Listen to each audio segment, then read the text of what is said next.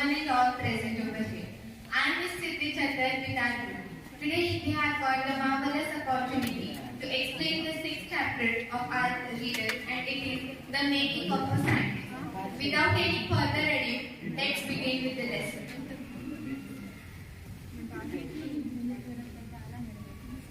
So, this lesson, The Making of a Scientist, is written by the Robert W. Peterson, and he is a very successful American newspaper writer who later became an author of magazine articles and books.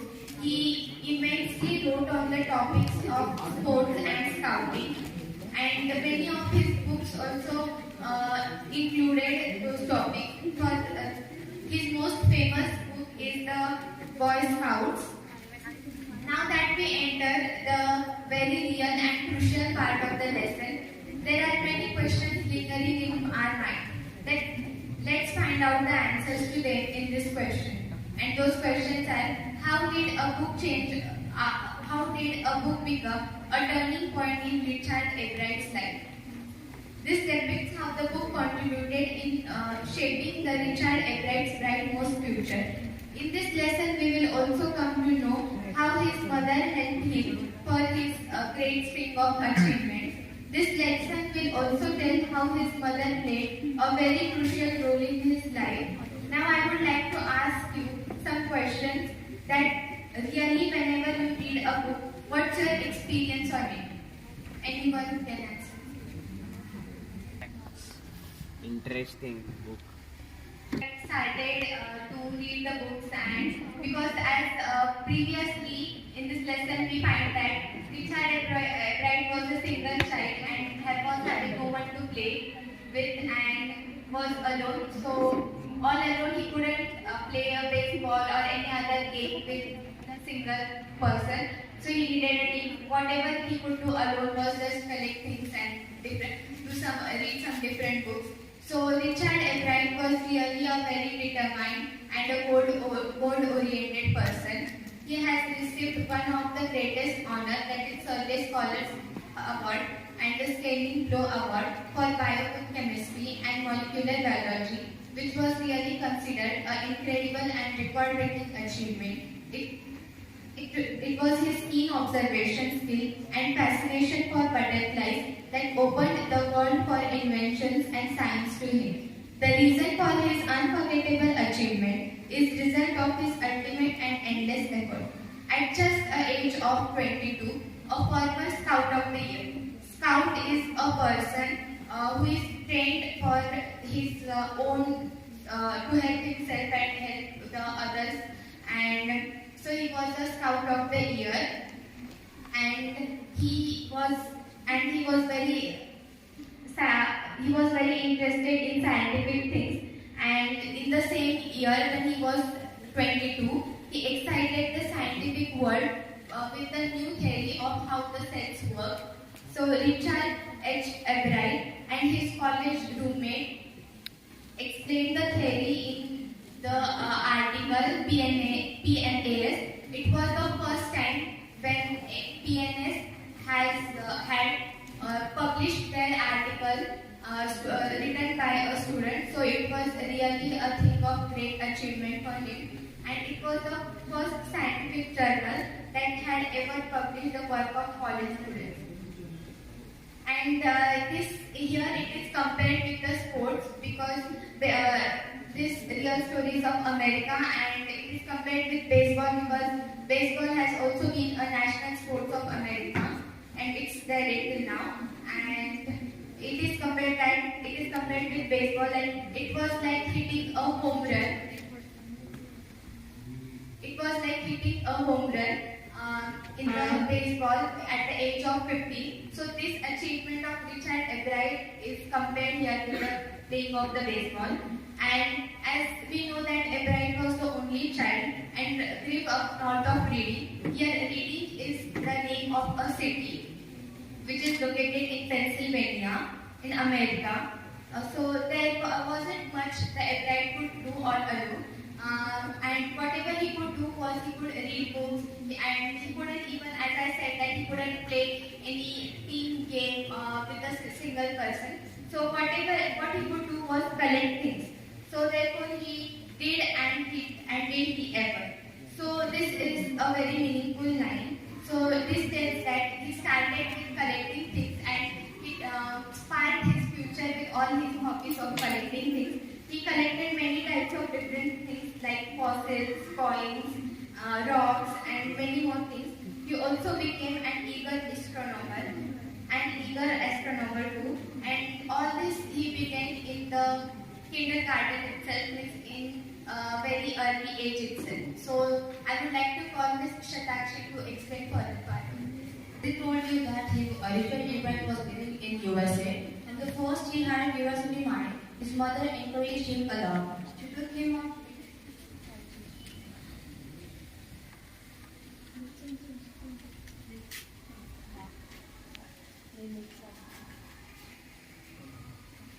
His mother encouraged him a lot.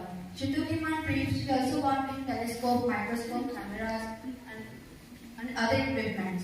I was only a companion until he started his school. His mother said, as his husband death. After her husband's death, he was only his whole life. When Richie was in third grade, Richie was his pet name at home. Ebright's mother. Richie was his pet name at home. Ebright's mother would find something or other to do, not physical activity, but learning a book or something like that. He earned top grades in school. When he was in second grade, he collected all the 25 species of butterflies they would found around his hometown. So these were the species of butterflies he collected, and some types of butterflies. And his mother gave him a children's book, The Traveller's Monarch Egg. The book of the name was Traveller's Monarch of Egg, and The Traveller's Monarch of Egg. It told how monarch butterflies migrate to Central America. It opened the world of science to Ebright. From there, he started the investment in science and he made his career in science field. And I would like to call Shreya for the explanation. At the end of the leaders' meditation of the butterflies, they were asked to the tag butterflies. This was told by the professor Frederick A. Urquhart. He was a professor in the University of Toronto, Canada. Ebright's mother wrote then a letter to Dr. Urquhart, and soon enough then he also started tagging butterfly and sent for the research of Dr. Urquhart. The butterfly collecting season came around at the late summer.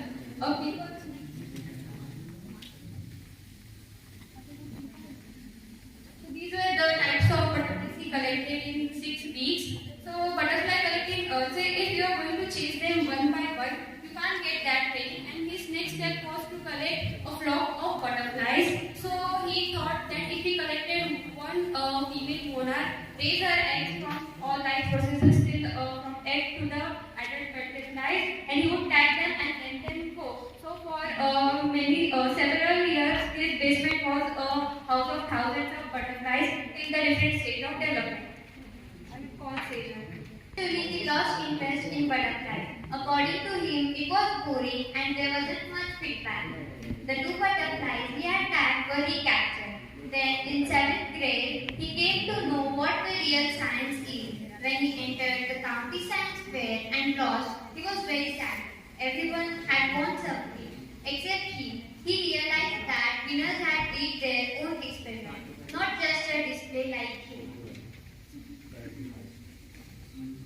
Then he worked hard and wrote letters to Dr. Urquhart for ideas. He wanted to do insect work, so he worked hard and finally won the prize in county science fair and international science. Project Ebright was trying to find out the cause behind the biology which was killing all the monarch creatures. So first he thought that this might be due to the beetles. So he tried to raise the caterpillars in the presence of the beetles. But he didn't got any result. But still he showed this experiment in his exhibition and he got the prize. So the next year his science fair project was about the theory that whether widespread butterflies really copy the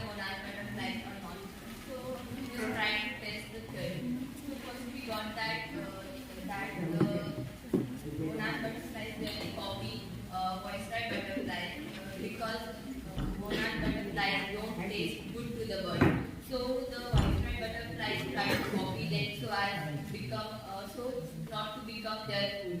And he found that the starling is a bird which does not eat the ordinary bird food, but it eats all the monarch butterflies. So next, I would like to call. Second year in high school, Richard began the research that led to his discovery of an unknown insect hormone. Indirectly, it led to a new theory of life of cells. The question he tried to answer was simple: what is the purpose of the 12 tiny folds was on a moon? So, while he started the discovery of the pupa, but it was indirectly. Although he has studied a lot about the pupa, he has also knowledge about it, and he has interest also. So,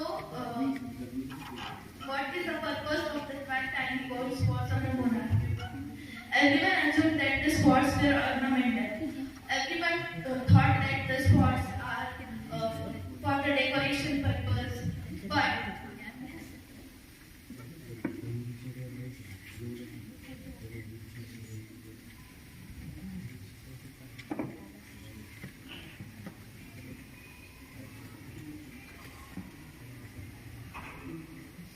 there are 12 spots on the pupa. So, Ebright said to doctor, so to find the answer, Ebright and another science students first had to build a device that shows the spots they're producing, a hormone necessary for the butterfly of full development. The project won Ebright first place in a country fair and an entire into international science and engineering fair. There he won a third prize for zoology, and he also got to work during the summer and entomology. So, entomology is a study of insects, a laboratory of a water red army institute officer. So now I would like to call Prerna. Richard Ebright continued his advanced monarch pupa research as a high school junior student. His project at the International Science Fair that year first place and earned him a second chance to work in an army lab that summer. In his senior year, he took it a step further. He grew cells from monarch wing and proved that the cells would divide and develop into a butterfly wing only if they were fed the hormone from gold spots. After graduation, he spent the next summer working in the Army lab and US Department of Agriculture lab. After his first year at Harvard University, Ebright returned to the Department of Agriculture lab the following summer and continued his research on the hormone from gold spots. Using the lab's sophisticated instruments, he was able to determine the chemical structure of the hormone. Now I would like to call Srishti to explain further. In his high school, he gets the idea and discovered one new theory of chemical structure of a hormone. When he was looking at the X-ray photo, he saw that after cells eat the blueprint of its DNA. DNA is the structure in the nucleus of cell which controls heredity. Heredity, as we learned in science, heredity is the process of transferring characteristics in the next generation. It means blueprint for the life.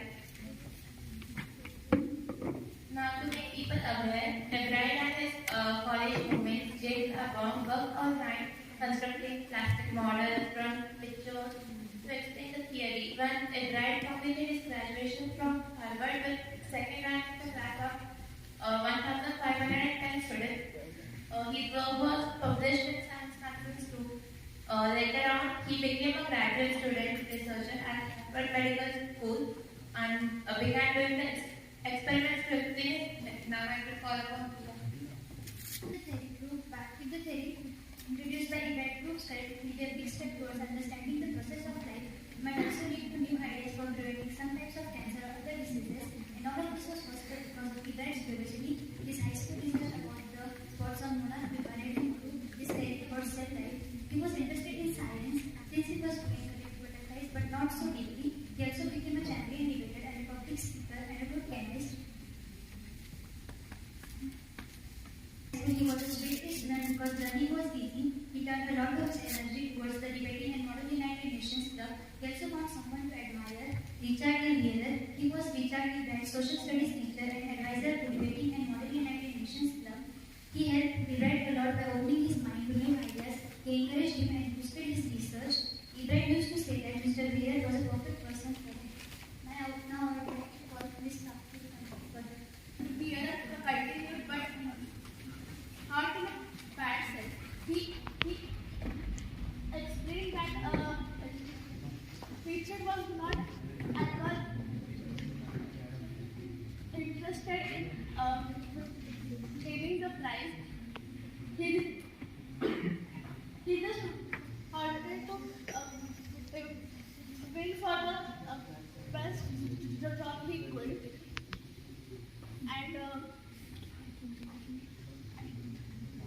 And he added the ingredients in the thinking of a scientist. So he first of all start with the head of the mind, and he added a curiosity and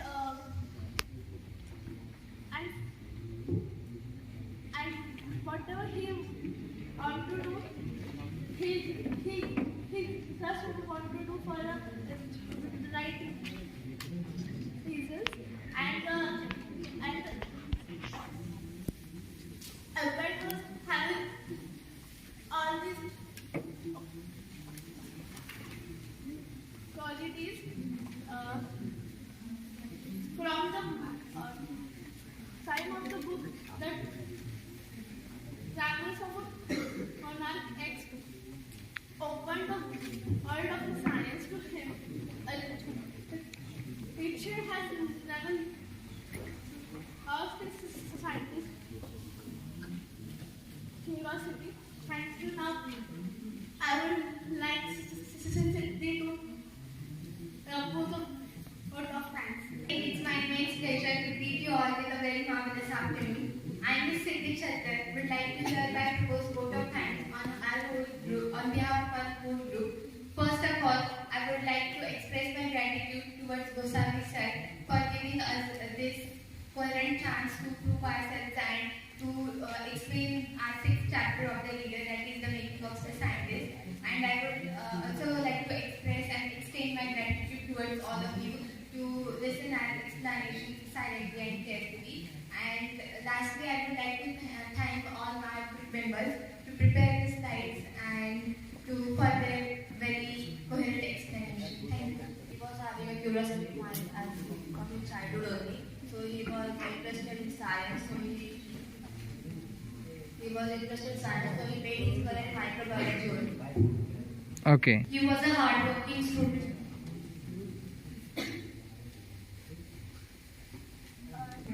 We took a very hard efforts for these societies.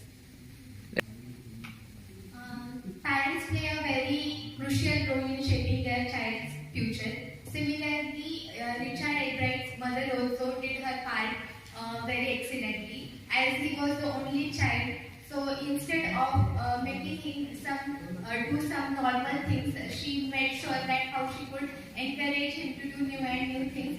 So the habits of reading books also was inculcated by his mother only, and also she supported whatever hobbies were inculcated by Richard Ebright, as collecting things and collecting butterflies. She also bought a microscope, telescope, and cameras for him for his further researches. It helped him in his further view, and she also encouraged and motivated her son to be the best. His determination towards doing some things and being truly excessively focused towards whatever he had the goal.